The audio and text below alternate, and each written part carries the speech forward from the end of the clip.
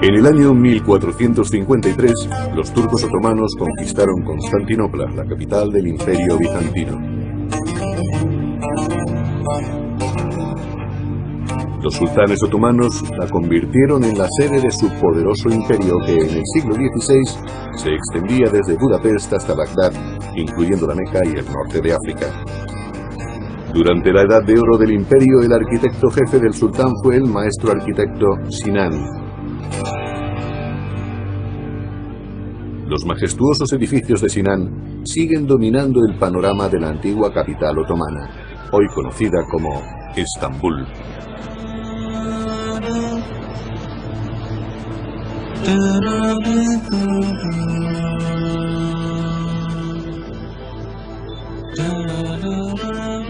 Sinan, el arquitecto de las mezquitas.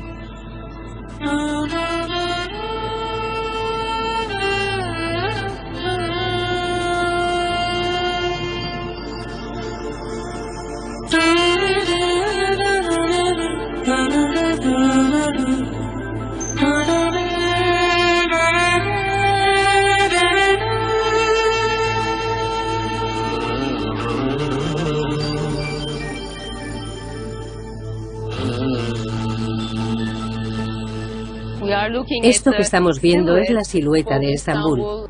Las vistas son impresionantes. El sultán decidió construir varias mezquitas en este lugar, y la mayoría están situadas sobre colinas. El arquitecto que realizó estos trabajos y que le dio a esta ciudad su carácter majestuoso fue Sinan. El complejo de Solimán el Magnífico terminó de completar la espléndida arquitectura de la ciudad. Confirió al panorama urbano una expresión monumental sin precedentes.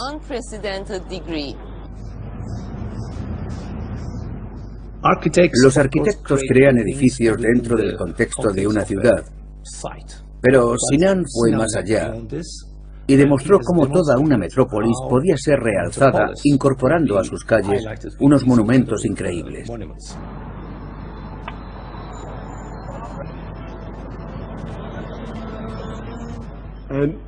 Esta ciudad tuvo mucha suerte con Sinan. Vivió una vida muy larga como la de Frank Lloyd Wright y la de Frank Gehry, y siguió construyendo después de cumplir 70, 80 o quizás 90 años. La arquitectura madura con el tiempo, y Sinan vivió el tiempo suficiente para legarnos muchas obras maestras. En sus últimos años, Sinan fue conocido como Koca Mimar, el gran arquitecto. En cierto sentido, le consideraban un genio como a Miguel Ángel, que en su época fue llamado el divino. A Sinan no le concedieron la cualidad de divino, pero Koca quiere decir también sublime, el sublime.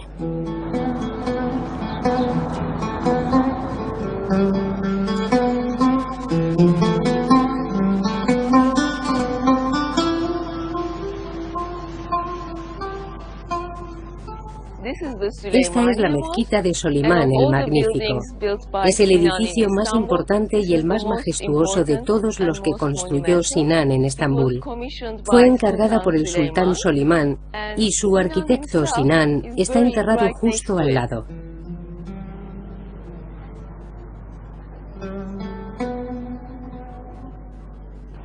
También sabemos que Sinan diseñó en vida su propia tumba. Dedicó mucho tiempo a este trabajo.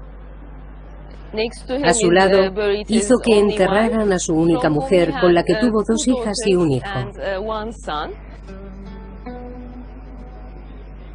La vida de Sinan fue larga y trabajó como arquitecto jefe en el mejor momento del Imperio Otomano. Vivió durante los reinados de 3 sultanes, que abarcaron unos 50 años.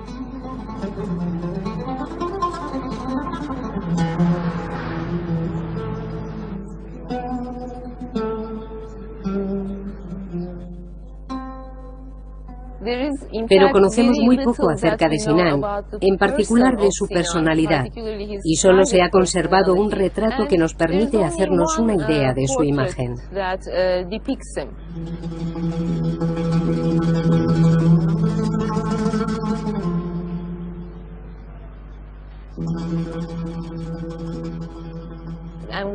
Todo lo que sabemos de Sinan proviene de un documento único, su autobiografía.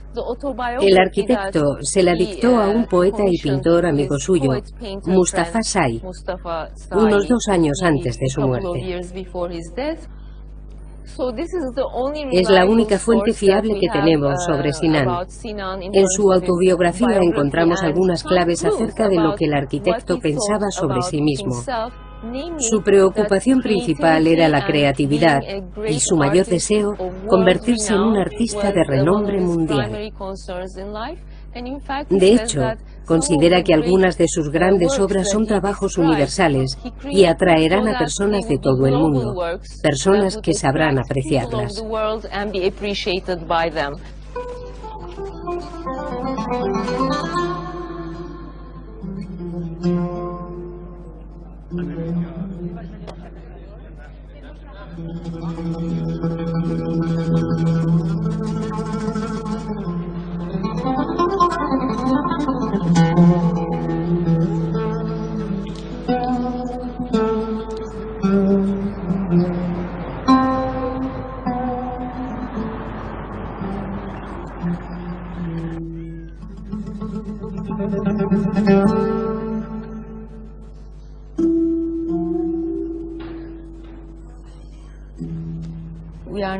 Vamos a ver una de las raras copias que hay de su autobiografía. Sinan dictó a Say sus experiencias más importantes. Este maravilloso libro fue escrito por un motivo concreto. Sinan, el arquitecto jefe del sultán, había llegado a una edad avanzada y se sentía muy enfermo. Así que quiso escribir sus vivencias en prosa y en verso, para que quedara constancia de su obra. De este modo podría ser recordado y le rezarían plegarias piadosas.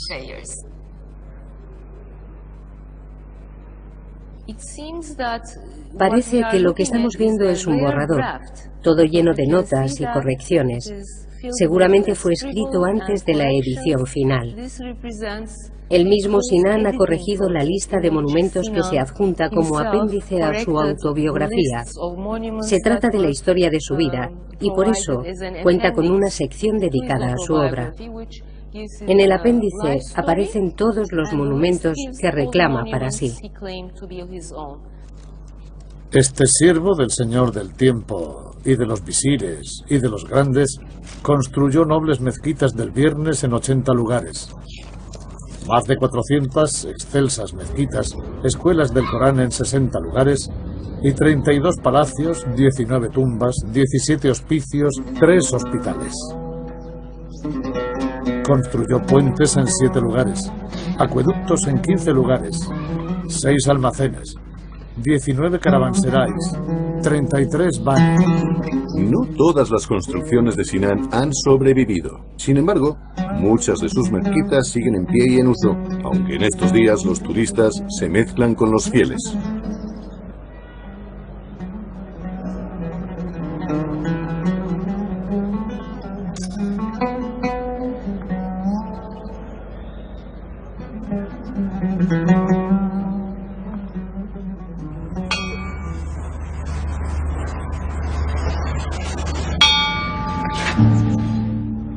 Sinan construyó varios palacios, pero el único que aún se conserva es el pabellón del sultán Murad III, dentro del complejo de Topkapi.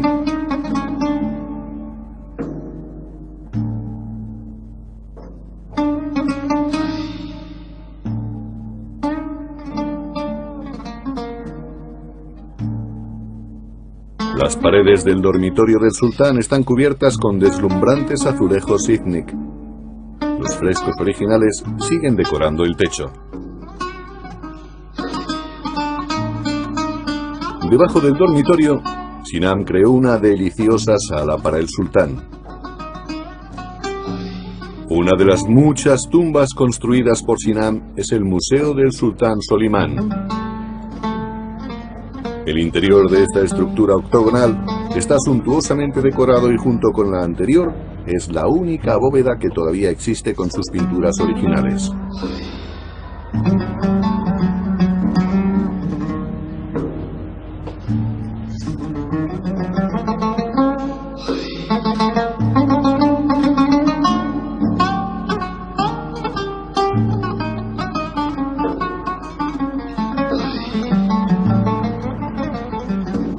La única construcción que lleva la firma de Sinan es el notorio puente de Büyükçekmece.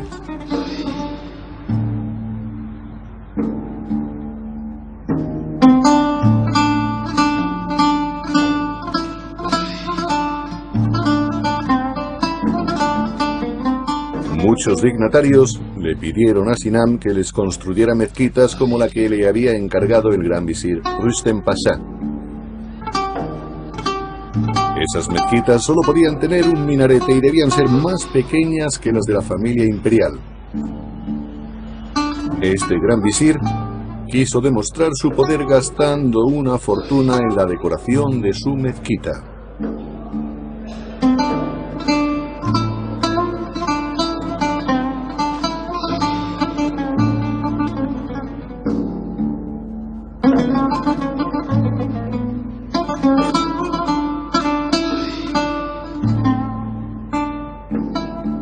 Algunas de las mezquitas menores de Sinan son auténticas joyas de la arquitectura. Sin embargo, sus edificios más importantes son las 3 mezquitas imperiales del Viernes.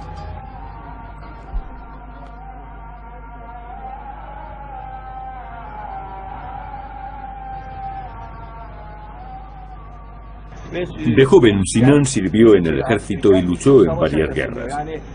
Visitó el sur de Italia, Irak, Irán y varios países de Europa. Asimiló todo el arte que vio allí e hizo una síntesis de sus técnicas. Por otro lado, también era un gran carpintero.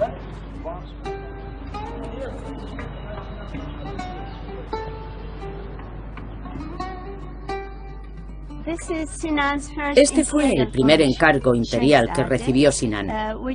Se sabe. Aunque se trataba de su tercera edificación, sin duda fue su primer edificio maduro. Y, por supuesto, también fue un encargo del gran sultán, Solimán el Magnífico. En este caso, Sinan tuvo que diseñar una mezquita majestuosa, ya que se trataba de una mezquita imperial. Ningún visir ni ninguna otra persona podía tener una cúpula del mismo tamaño que la del sultán.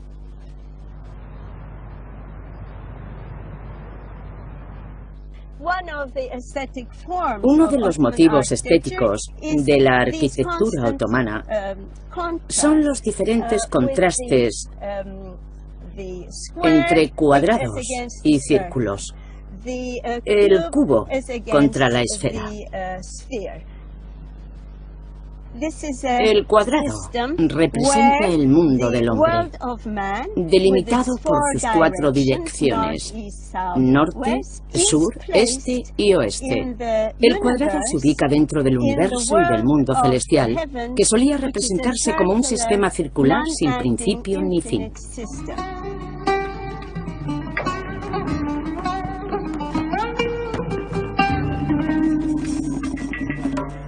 Ahí arriba vemos una canalización de agua junto al alero de la ventana. Tiene una dinámica muy elegante.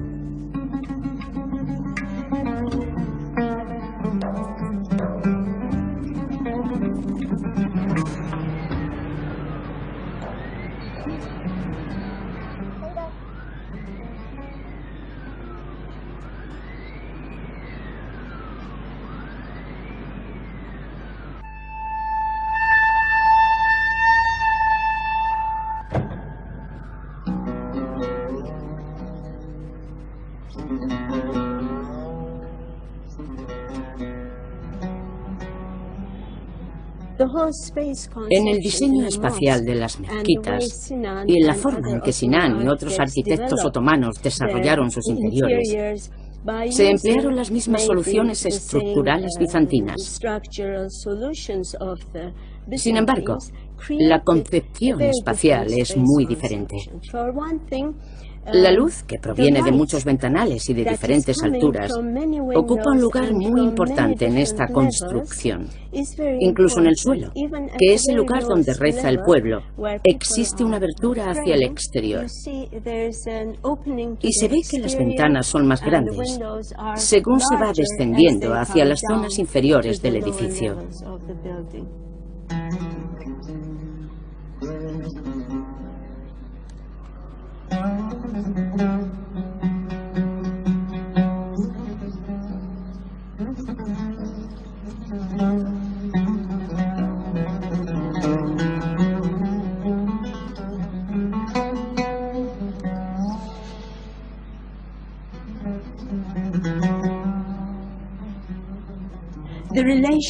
La relación humana con la mezquita es muy física. La gente tiene que entrar sin zapatos y hay que tocar el suelo con la cabeza. Allí se escucha la plegaria del almuecín. Su voz es también muy importante y una parte integrante de la mezquita. En los edificios de Sinan, la calidad del sonido es impresionante, igual que la amortiguación del ruido. Eso se debe a las formas redondeadas. Fue algo que se tuvo muy en cuenta. Se colocaron vasijas que actuaban como cavidades resonantes dentro de algunas paredes y también en los muros de la bóveda principal. Gracias a todas esas vasijas se consiguió una acústica excepcional en el interior. Voy a hacerles una demostración. Me acerco al mihrab y...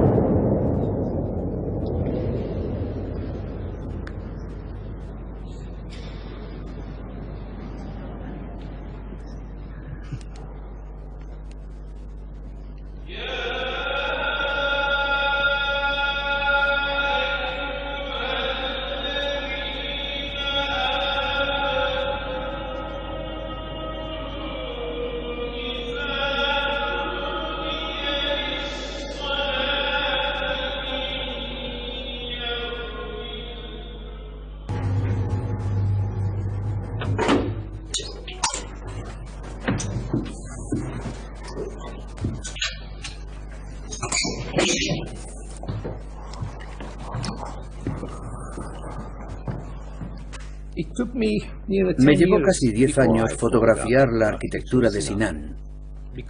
Necesité todo ese tiempo para comprender la calidad arquitectónica de sus monumentos y solo después logré entender y valorar cada detalle.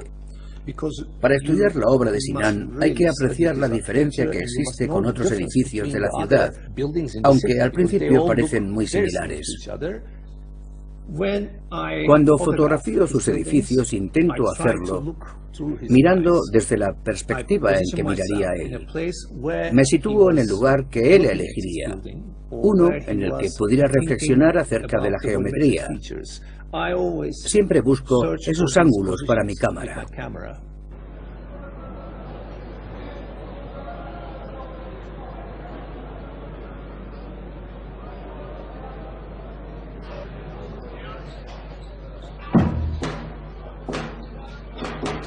Los genízaros eran un cuerpo militar de élite al servicio del sultán. La mayor parte eran cristianos, pero habían sido reclutados a una edad muy temprana y posteriormente convertidos al Islam. Estudiaban en diversas escuelas y aprendían muchas materias. Estos años constituían una parte muy importante de su vida profesional. Este siervo de escasa fama, Sinan, hijo de Abdul Menan y conocido como el humilde arquitecto jefe, vino a Estambul hace muchos años. Llegó con los reclutas de la provincia de Karaman y de las tierras de los griegos.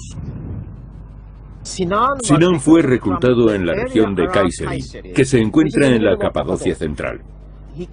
Provenía de un pueblo llamado Airnas, así que desde luego era griego, un griego de Anatolia.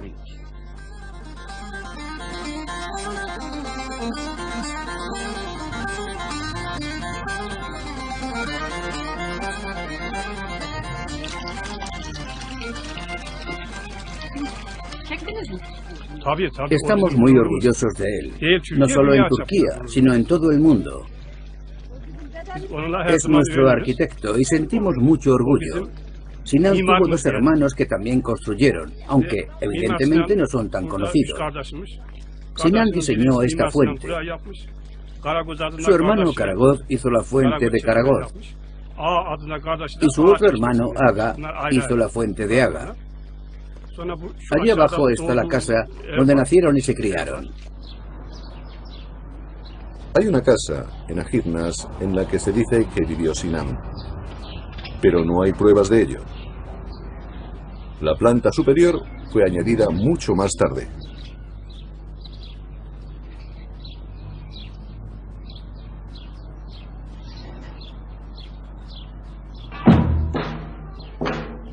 Un oficial reclutador y un capitán de los genízaros iban de ciudad en ciudad, y las familias les entregaban a sus hijos.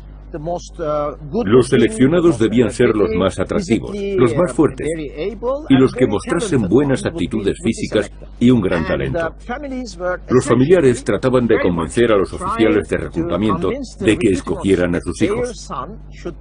Era una gran oportunidad para progresar en el sistema administrativo otomano. Comenzando desde ahí, los niños podían acabar siendo grandes visires. Esta humilde persona fue reclutada en el jardín rosa del reino del sultán Selim. Era de carácter recto entre los novicios, como una regla para medir, y deseaba desempeñar el oficio de carpintero. En ese momento, Sinan no era demasiado joven, y por tanto no ingresó como Acemioglan o cadete en la Escuela Superior de los Genízaros de Enderun. Esta escuela se encuentra en el tercer patio del Palacio de Topkapi. Fue enviado directamente a la escuela de segundo nivel, donde se entrenaba a otro tipo de militares, como los ingenieros. Eso fue aquí, en el Palacio de Ibrahim Pasha.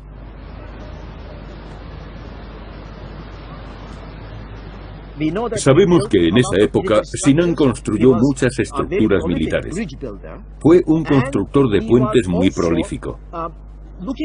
Viajó por Europa y Asia con los genízaros, y allí tuvo la oportunidad de estudiar los diferentes estilos arquitectónicos. En 1538, Sinan fue finalmente nombrado arquitecto jefe real. Y lo consiguió gracias a que durante las campañas de los sultanes demostró ser un arquitecto e ingeniero militar de gran talento.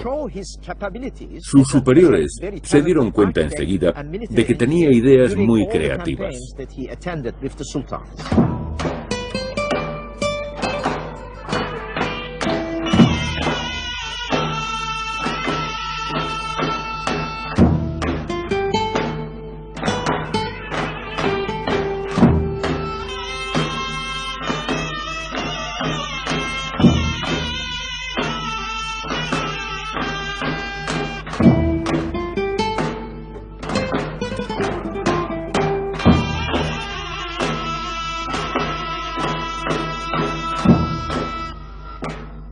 Participé en la campaña de Moldavia y al regresar de ella, con una gran fortuna, me adjudicaron el puesto de arquitecto jefe imperial. En realidad, abandonar mi carrera de genízaro me dolió, pero finalmente acepté. Así pude servir a muchos sultanes del Estado otomano y construí grandes mezquitas que parecían verdaderos paraísos.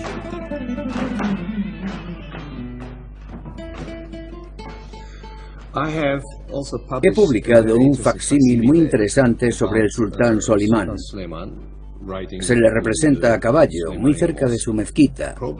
Probablemente fue realizado por el artista Melchior Lorich.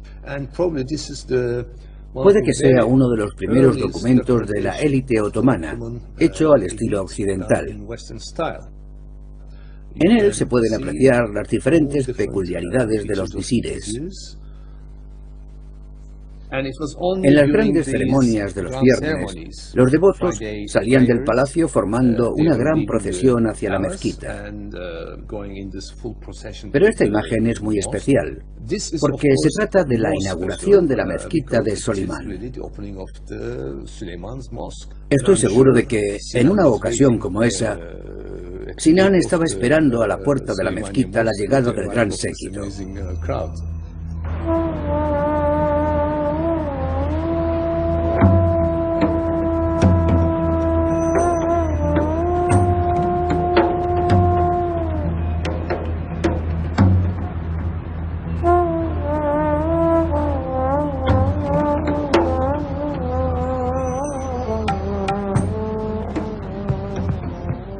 Todos estos anexos forman parte de la mezquita. Este es una biblioteca. Aquí lo dice, Suleimane Kutupane. Kitab quiere decir libro en árabe. Y Kutub es el plural, es decir, la biblioteca. A la izquierda y a la derecha está la biblioteca de Sinan, que data del siglo XVI. Si tomamos la calle de la derecha, veremos una cúpula. Hay más en los anexos. Estos son las cocinas.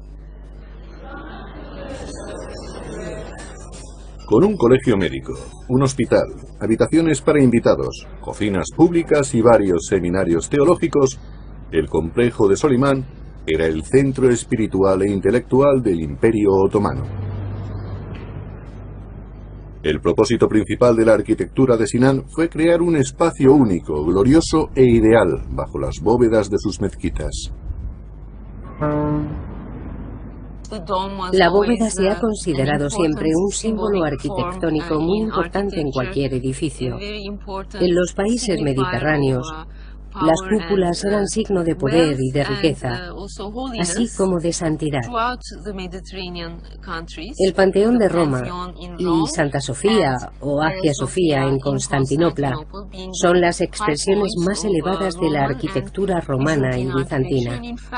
Y desde la construcción de la cúpula de la roca, la bóveda se convirtió en un motivo muy importante de la arquitectura islámica, tanto de la religiosa como de la palaciega. Siglos más tarde, en el Imperio Otomano, se produce una prolongación de ese estilo. Existe también un paralelismo con la arquitectura de la Italia del Renacimiento. Construir cúpulas monumentales que sobrepasaran las prodigiosas obras de la antigüedad fue una meta para ambas culturas.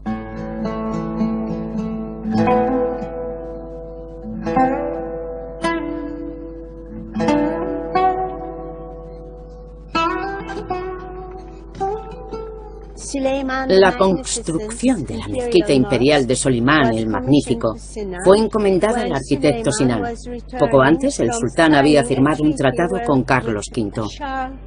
En ese tratado, el sultán figura como la persona más poderosa del mundo, más incluso que el emperador Carlos V. Solimán sintió la necesidad de edificar una mezquita, un monumento en su honor que mostrara su dominio sobre el mundo cristiano y el islámico, porque el sultán era también califa del Islam, y para dejar patente su superioridad sobre el resto de dirigentes, quiso que su mezquita siguiera el ejemplo de Hagia Sofía.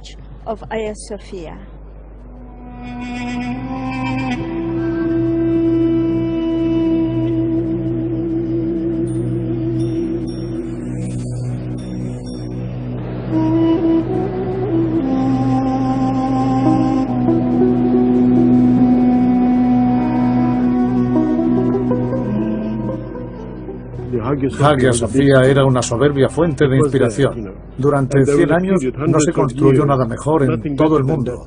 Era un edificio impresionante. Sinan lo tomó como modelo, lo estudió en profundidad y llegó a conocerlo muy bien.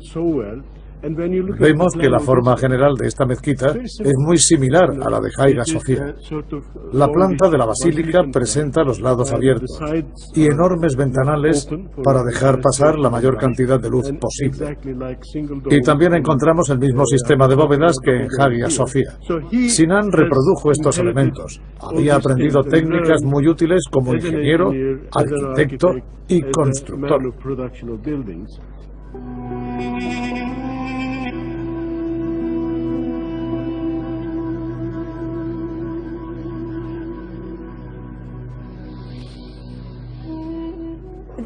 Su concepción es muy similar a la de Hagia Sofía, pero como se puede apreciar, el espacio es totalmente diferente.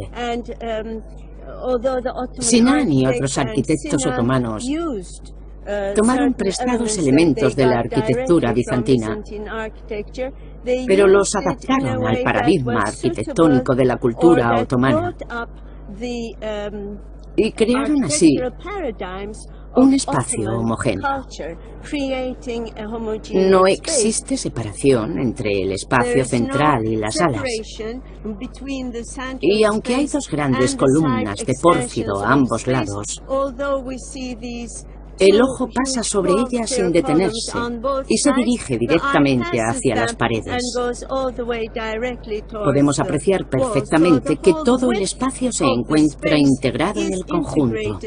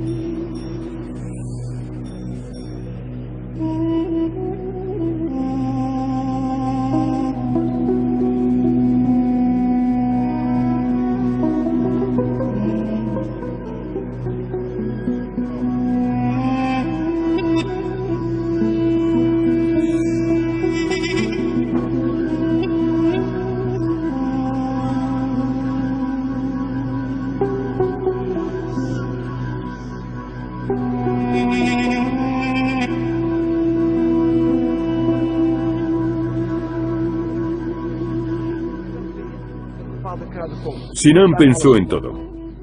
Fíjense ahí arriba, en esas dos aberturas de la pared, a la izquierda y a la derecha. Parecen buzones, pero su función es hacer circular el aire de un modo especial. El humo de las lámparas de aceite no se esparcía y lo ensuciaba todo. Iba hacia arriba. Detrás hay una sala llamada la sala de la tinta, donde se recogía el hollín.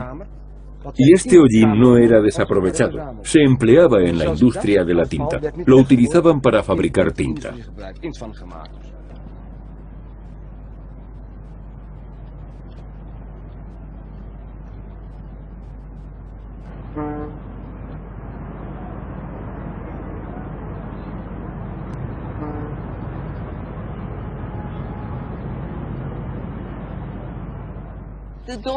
Las cúpulas están cubiertas con plomo, que en aquella época era un metal precioso y por tanto un símbolo de poder.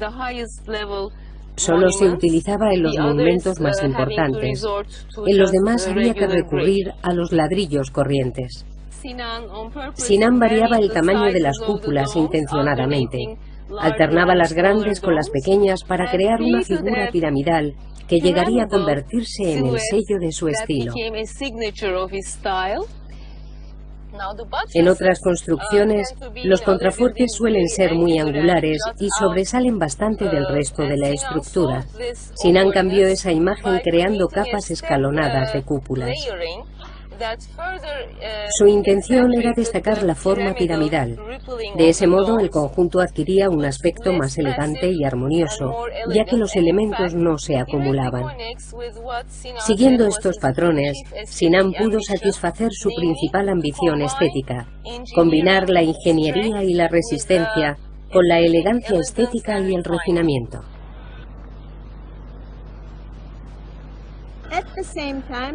Al mismo tiempo que Sinan trabajaba en la mezquita de Solimán el Magnífico y en sus dependencias, también restauró las conducciones de agua de la zona del Mar Negro, que se habían construido en el periodo bizantino, y construyó acueductos para poder llevar agua hasta Estambul.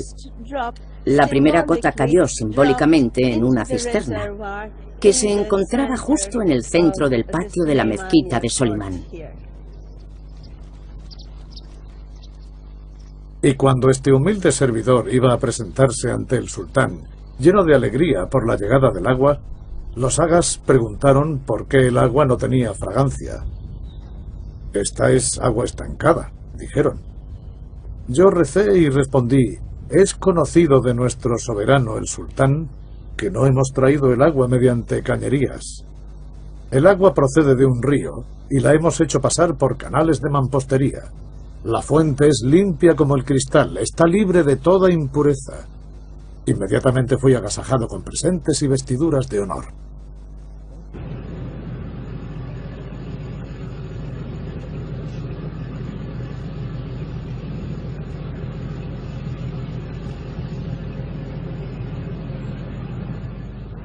La mezquita de Solimán está en la cima de una colina y Sinan construyó estructuras subterráneas para crear una terraza. Desde esa explanada hay una vista espectacular del mundo. Ese detalle representa un aspecto importante de la simbología del lugar: abrir una vista al mundo, a la ciudad. La capital se encuentra en la confluencia entre el mar Mediterráneo y el mar Negro, y también en la intersección entre Europa y Asia. Los dos continentes se encuentran aquí.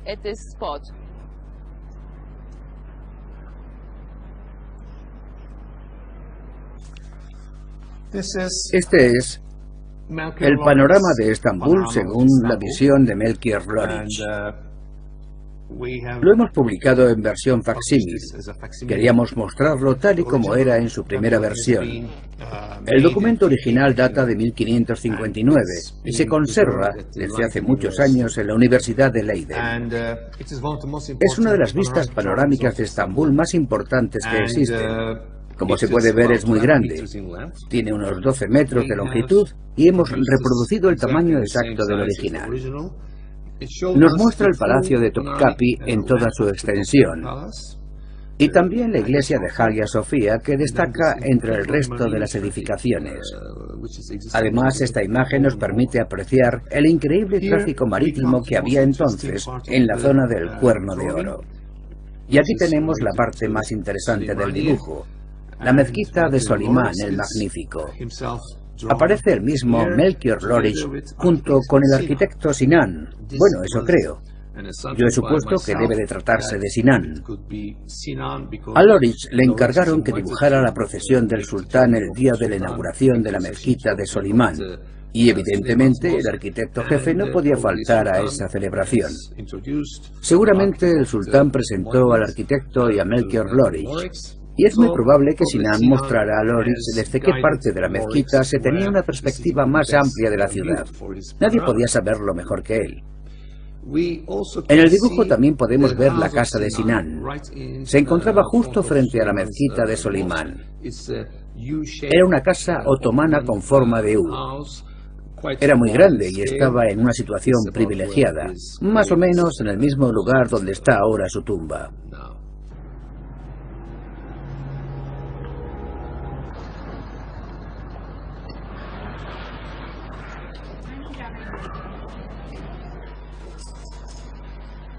La antigua biblioteca de Solimán contiene una gran colección de manuscritos. En la actualidad es una biblioteca pública.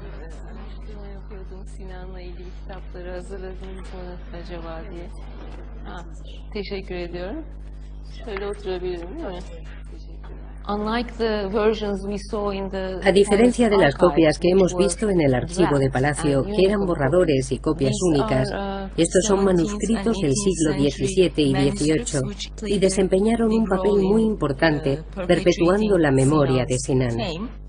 Nunca antes se había escrito la biografía o la autobiografía de un arquitecto.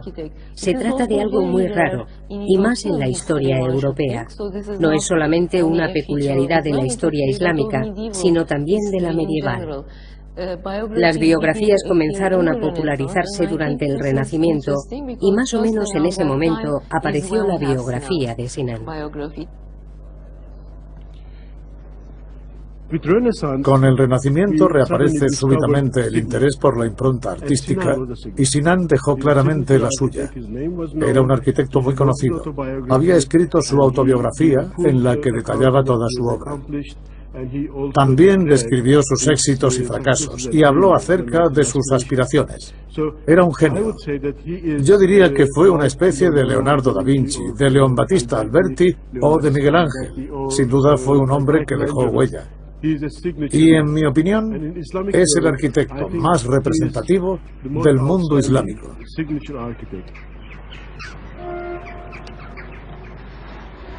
El sultán Selim tenía el mayor de los afectos y estima por la ciudad de Edirne.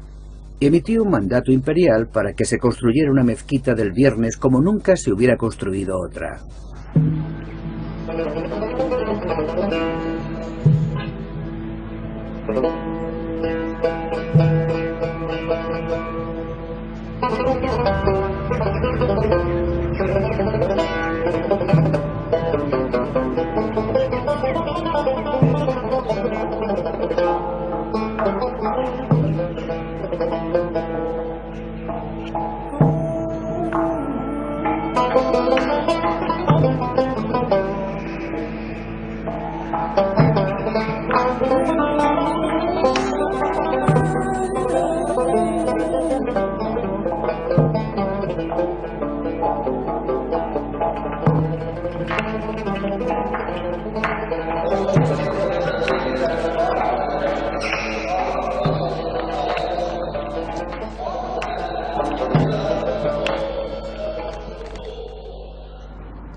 Se dijo que tal construcción estaba más allá de las capacidades humanas, porque nunca se había construido una cúpula tan grande como la de Hagia Sofía en las tierras del Islam.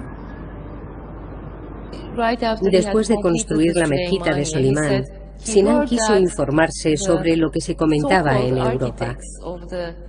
Los arquitectos de los infieles, es decir, los arquitectos renacentistas europeos, opinaban que la bóveda de Hagia Sofía no había sido sobrepasada aún. Sinan escuchó esto con cierta decepción y así lo demostró en sus escritos. Aquellos que pasan por arquitectos entre los pecadores infieles solían decir: hemos conseguido una victoria sobre los musulmanes. Construir una bóveda así es extremadamente complicado. Si hubiera sido posible construirla, los musulmanes ya lo habrían hecho. Esas afirmaciones tan falsas y perversas hirieron y se afincaron en el corazón de este humilde servidor. Entonces Sinan tomó una firme decisión: construir algo que sobrepasase la iglesia de Hagia Sofía. En ese momento existía una gran rivalidad entre el Islam y el cristianismo. Y en la mezquita de Selim, o Selimille, la que Sinan consideró su obra maestra, el objetivo principal fue, desde el primer momento, el tamaño de la cúpula. Me esforcé al máximo, y con la ayuda de Dios, pude mostrar mis capacidades y construir esta magnífica cúpula. Excedía la de Hagia Sofia en 6 codos de altura y en 4 codos de circunferencia.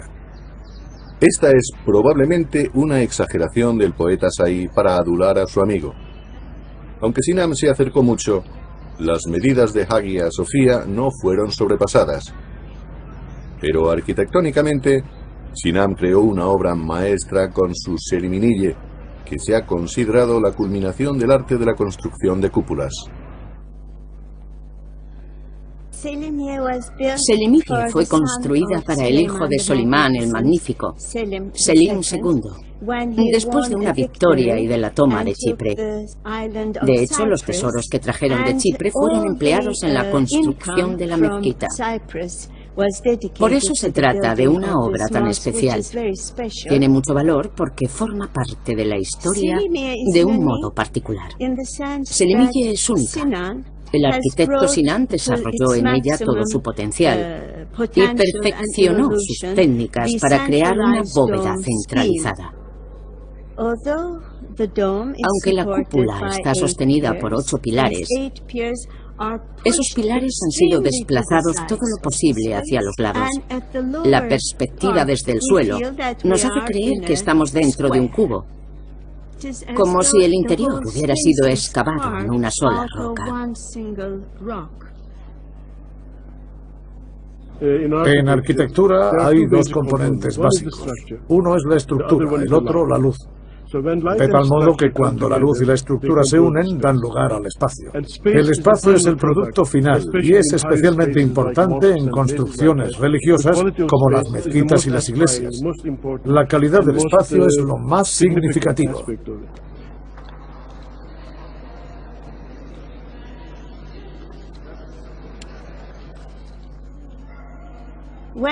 Cuando entramos en la mezquita de Selimiye, sentimos repentinamente que nos encontramos bajo la bóveda del cielo. Esta excelsa bóveda es como el cielo más elevado, según el modelo de los 9 cielos.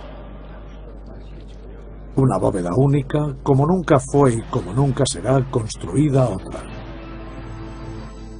Sinan se apartó de la idea que había desarrollado en Sisade y en la mezquita de Solimán, la cascada piramidal con pequeñas cúpulas y semicúpulas. Debido a que las bóvedas pequeñas no llegaban hasta el suelo, las murallas tenían más superficie al descubierto y por tanto se podían incluir en ellas motivos con detalles más complejos.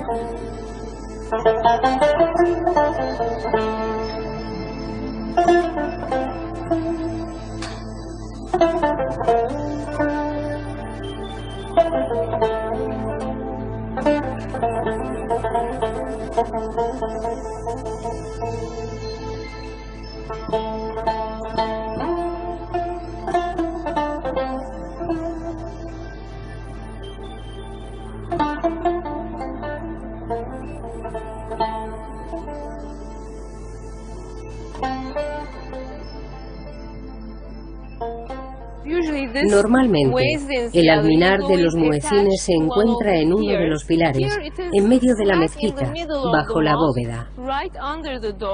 Debajo de la cúpula, dentro de un recinto cuadrado que imita la planta de la mezquita, fueron construidas varias fuentes muy peculiares.